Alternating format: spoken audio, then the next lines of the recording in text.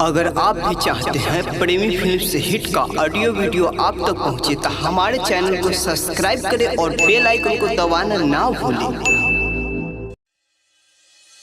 जय जय मैया जय मैया जय जय मैया जय जय मैया जय मैया जय जय मैया। डीजे विकास मटियार कला सीतामढ़ी। म्यूजिक बाय संजय प्रेमी।